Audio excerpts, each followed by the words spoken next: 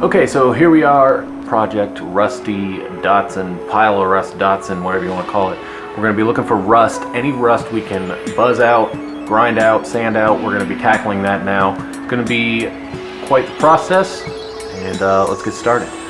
Hey, what's going on? It's Noel back here with another 280ZX video. Obviously, been a while since I uploaded anything, and if you've been missing the content, you know, I apologize to all my loyal viewers, my parents and my grandparents for the disappointing lack of updates.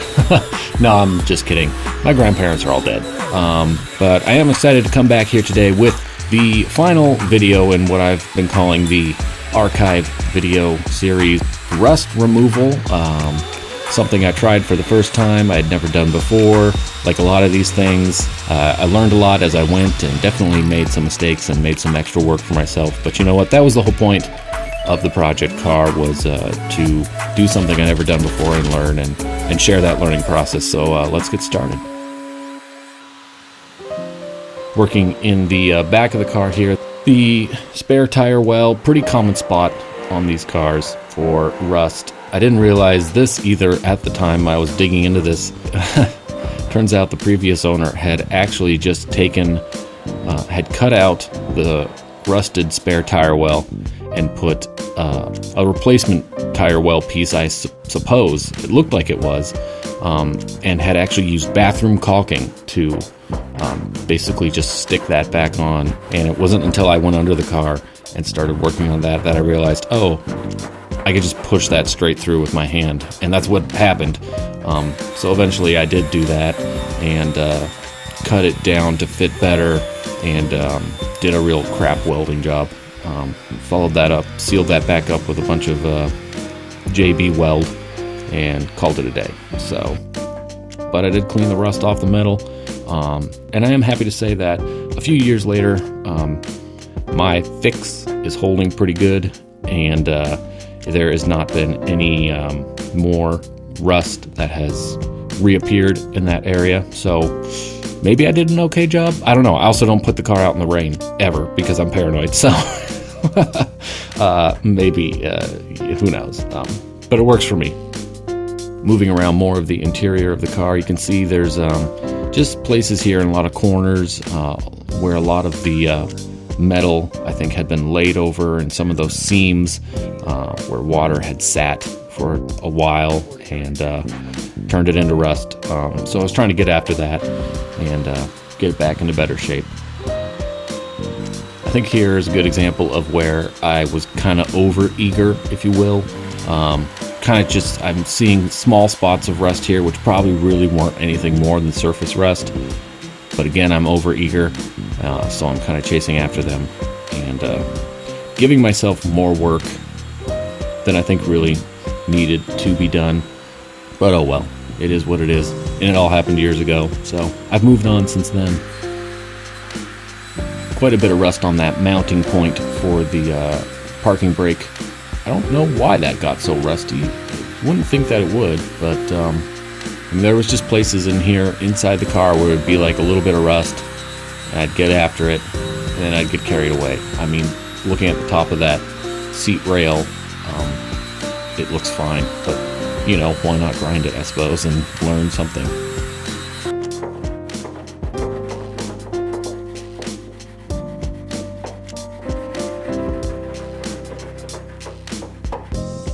Moving on here around the door frame, you can see that there is a lot of surface rust. There was a lot of surface rust there. Looked like places where water had, again, car had been sitting outside for a long time, so places where water had gotten trapped probably between the trim pieces and the metal, sat there, eating away at the metal. So that was why I was digging into everything. Figure if I'm torn down this far, what's the harm in being a little over ambitious? It is extra work for me. But at the end of the day, I think I did get, hopefully, all the rust. But I did get a good chunk of it, and I managed to seal it back up. Again, you can, I think as I mentioned earlier, around the windshield frame there, a lot of rust had gotten through there. The windshield seal was bad. It had eaten away quite a bit at the metal just all around that frame. So I had to dig into there and clean that up. I'm really not, I'm not a body expert. I'm a total body amateur, just trying to figure this out and do this out of enthusiasm and love for these cars. You know, to me it was important to try to save this car. I think if I had not bought this car, it probably would have been destined for the junkyard. It had sat out for quite a long time, and it had not been very well taken care of. So for me, it was, maybe I'm not doing everything technically perfectly correct, but you know, I think my heart's in the right place.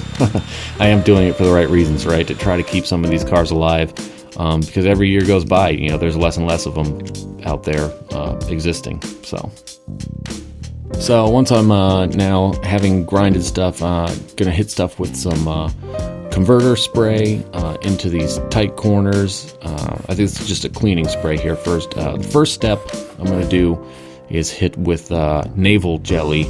I believe that's Loctite product.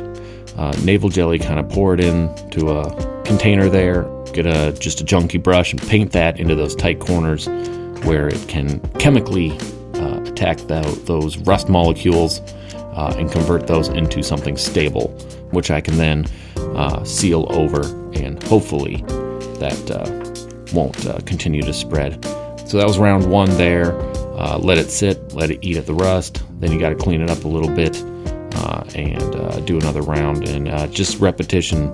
Treat it, let it sit, clean it out, probably treat it again, and just give it time to do its thing. And you can hopefully see that there's a little bit of progress there, trying to eliminate that obviously brown rust and convert it to more of that black color. And it's just giving it time and doing it over and over and over again. So here we go, 3 rounds. You can see that the Naval Jelly is starting to make a difference and convert it to more stable. After I've done that, now clean it up, and I'm going to just hit it again with some Rust-Oleum rust spray. Try to just keep attacking it.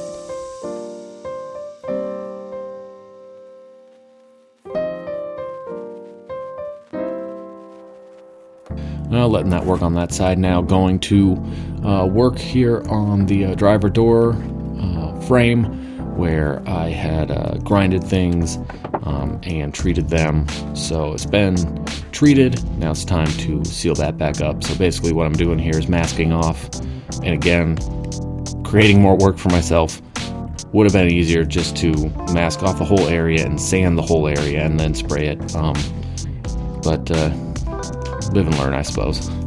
So anyway, this is what I did, masking off the areas now so that I can sand those and then spray those with some probably Rust-Oleum primer to seal those up for the time being, before I send the whole car off to the spray shop, where they're going to actually spray everything professionally with a primer so that it's nice and sealed and good to go. But I'm trying to do the prep work here myself, hopefully save myself some money on the rust treatment. I know that stacks up real fast when you take it to a shop. So my plan for this project is treat the rust myself, do what I can, seal it up, ship it off to the professionals. And busting out the old rattle can. I feel like I got pretty good at using a spray paint can. So I got that going for me. Painting, the frame with happy little trees. We don't make mistakes. We just have happy accidents.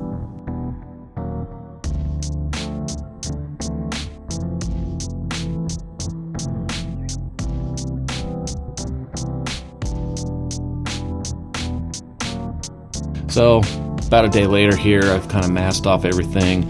Inside of the car is looking like a jigsaw puzzle with my crazy masking job.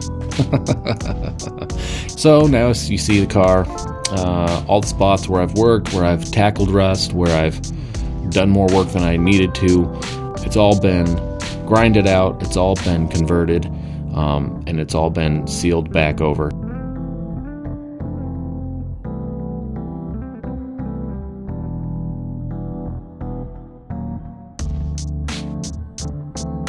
Now inside of the car is good, so starting to work around the outside. A lot, again, of rust here around these windows. It seemed like a lot of the windows, they all just had bad seals.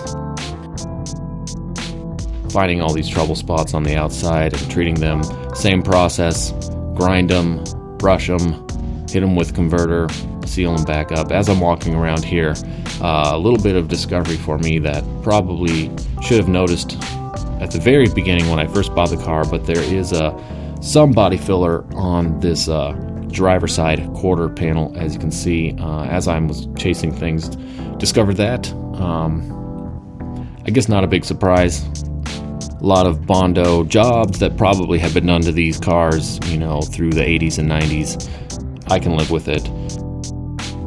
As you can see here, more work to be done on the outside. A lot of rust on the windshield frame and around that door. As we're getting started, you can see that there's a lot of these areas on the hood where probably rocks and stuff have chipped the car, and you know, it's kind of developed into a little bit of surface rust. Right here on the front of the hood, you can see there's a lot of chipping, so it seemed like there was a lot of spots just all around the edge of the hood of this car. This hood was not original to this car. When I bought it from the previous owner, he had mentioned that he had swapped the hood. So working my way around there and trying to get after that. Stuff had been sitting out in the rain for quite a while, so there was some rust, some scaling. And unfortunately, as I'm digging into this, I don't have too much more video of this process. I don't even know if it's really beneficial for anybody anyway, not that it is. But actually, at one point I was moving the camera on the tripod across the garage, and I didn't realize that I hadn't fastened it securely to the tripod, so I picked it up, tumbled onto the concrete floor, and obviously broke. So that was a big reason why, I'm remembering now, a big reason why I stopped doing video. I lost my camera, and I didn't want to stop making progress, so I kind of had to shelf the videos for a while. So there you go. There's the reason for the big gap in the video coverage. You'll see as I start putting the next videos here, the before and after what I'm doing today. So there you go. That is the final entry in the archive series of my videos. It's where I started and how I started the project.